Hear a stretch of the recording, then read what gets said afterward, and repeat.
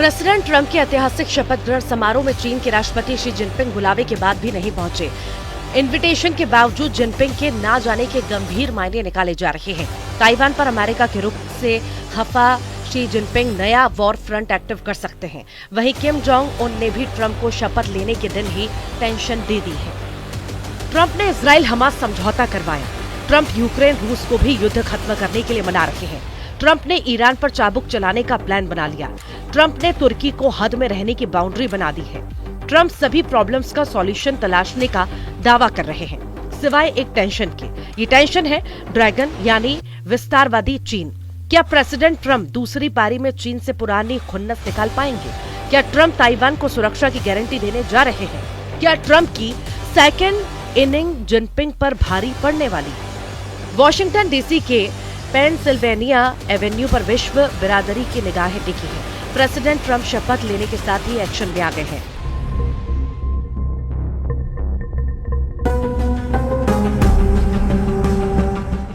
Precision of 78.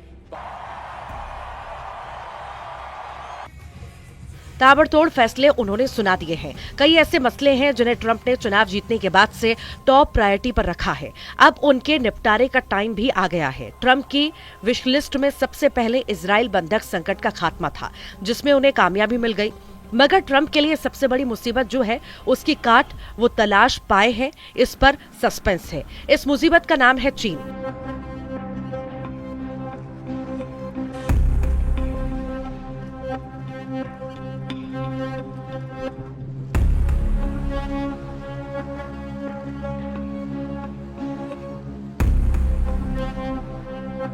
जिसने Trump को पहले ऑफर में ही ठुकरा दिया।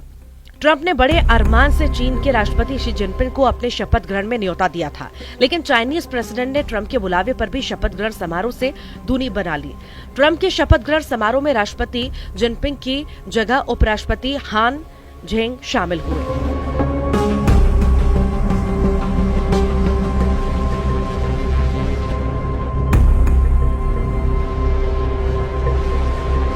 ट्रंप ने चीन पर नरमी बरती। चुनाव जीतने के बाद उन्होंने जिनपिंग से फोन पर बात की। अपनी ओथ सेरेमनी में धूम धड़ाके के साथ न्योता भी भेजा, लेकिन ड्रैगन ने उन्हें पहले ही मौके पर जोर का झटका देकर क्लियर कर दिया कि चीन पुराने स्टैंड पर है। ट्रंप की चाइना पॉलिसी जिनपिंग को नापसंद है। अमेरिका की दी पुरानी चोट भी चीन भूला नहीं है। ऐसे में ट्रंप का ड्रैगन पर डोरे डालना काम आता दिख रहा है। मतलब ट्रंप के पहली इनिंग जैसी तकरार चीन से बरकरार है। इसकी सबसे बड़ी वजह ताइवान है, जिसका जिक्र ट्रंप से फोन कॉल में भी शी जिनपिंग ने किया था। चीन ताइवान को हड़पने के हथकंडे के तौर पर पुराना राग अलाप रहा है, जबकि ट्रंप ताइवान की सिक्योरिटी की बात कर चुके हैं।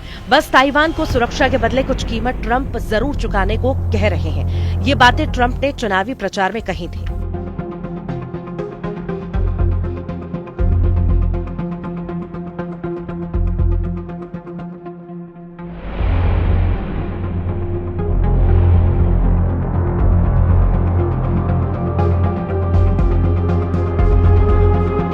प्रेसिडेंट ट्रंप की चाइना पॉलिसी में ताइवान सबसे बड़ा फैक्टर है।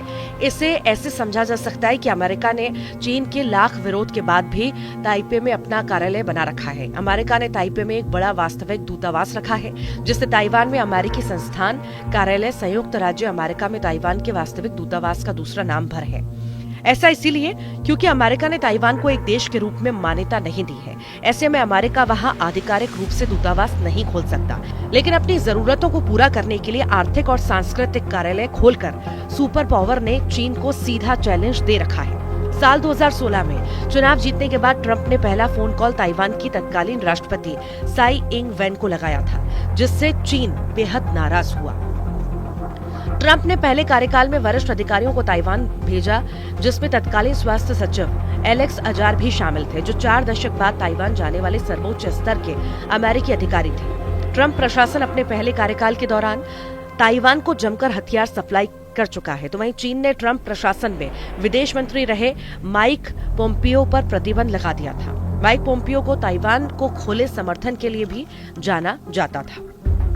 अमेरिका के लिए ताइवान की अहमियत को कारोबारी नजरिए से भी देखना जरूरी है। 2023 के अंत तक ताइवान संयुक्त राज्य अमेरिका का 10वां सबसे बड़ा निर्यात बाजार था, जिसकी कीमत $40 बिलियन थी, और आयात का 8वां सबसे बड़ा स्रोत था, जिसकी कीमत $88 बिलियन थी। ट्रंप प्रेसिडेंट से पहले बिजनेसमैन हैं। इतना बड़ा बाजार हाथ से जाने देने का जोखिम वो सिर्फ चीन को साधने के लिए नहीं उठाएंगे। कारोबार को लेकर चीन और अमेरिका के बीच 36 का आंकड़ा रहता है। डोनाल्ड ट्रंप के समय चीन के लिए कारोबारी परेशानियां और बढ़ जाती हैं। ट्रंप ने चीन से आयातित सामान पर 60% तक टैरिफ लगाने का प्रस्ताव रखा था। ट्रंप टैरिफ के तूफान से चीन के बाजार में हड़कंप मचा हुआ है। चीन को ट्रंप की कोरोना वायरस पर कही बातें भी शूल की तरह चुभती हैं। ट्रंप ने जब भी कोरोना का जिक्र किया, उसे चाइनीज वायरस का नाम दिया था। खैर, चीन को लेकर ट्रंप का पहला एक्शन देखने में वक्त लग सकता है। हालांकि ट्रंप की दूसरी पारी भारत के लिए कैसी होगी, इसे उनकी टीम के कुछ चेहरे बयां कर रहे हैं।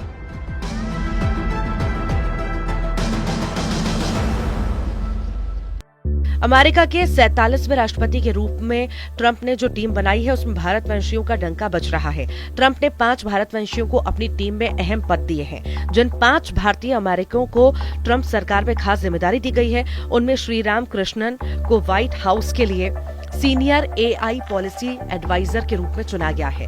ट्रंप की टीम में भारतीय अमेरिकी डॉक्टर जय भट्टाचार्य को नेशनल इंस्टीट्यूट ऑफ हेल्थ का डायरेक्टर बनाया गया है। भारतीय अमेरिकी वकील हरमीत ढिल्लों को अमेरिका के US डिपार्टमेंट ऑफ जस्टिस में नागरिक अधिकारी की सहायक अटॉर्नी जनरल के रूप में नामित किया गया है। भारतीय अमेरिकी कश्यप काश पटेल को फेडरल ब्यूरो ऑफ इन्वेस्टिगेशन का निदेशक चुना गया है। राष्ट्रपति पद के पूर्व उम्मीदवार रहे विवेक रामास्वामी एलॉन मस्क के 7 नए प्रस्तावित डिपार्टमेंट ऑफ गवर्नमेंट एफिशिएंसी का नेतृत्व करेंगे। ट्रंप की टीम में भारतवंशियों का दबदबा कायम है। ट्रंप ने चीन की विस्तारवादी हरकतों पर हमेशा निशाना साधा है। LAC पर चीन की करतूतों पर ट्रंप ने लगाम लगाने की धमकी भी दी थी।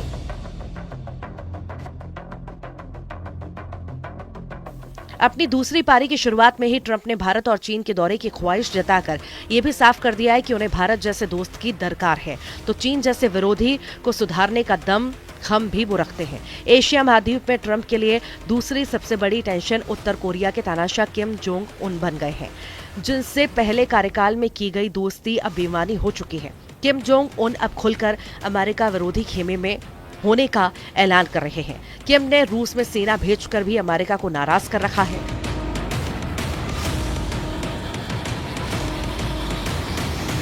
ट्रंप ने दूसरे कार्यकाल में किम जोंग उन से दोस्ती या दुश्मनी की बात तक नहीं शुरू की है। वहीं किम जोंग उन आए दिन अमेरिका को बर्बाद कर डालने की धमकी देते हैं। यानी जितनी चुनौती ट्रंप को यूरोप और खाड़ी देशों में मिलेगी, उससे कम एशिया के अखाड़े में नहीं, जबकि ट्रंप वर्ल्ड वॉर रुकवा देने का दम भर रहे हैं।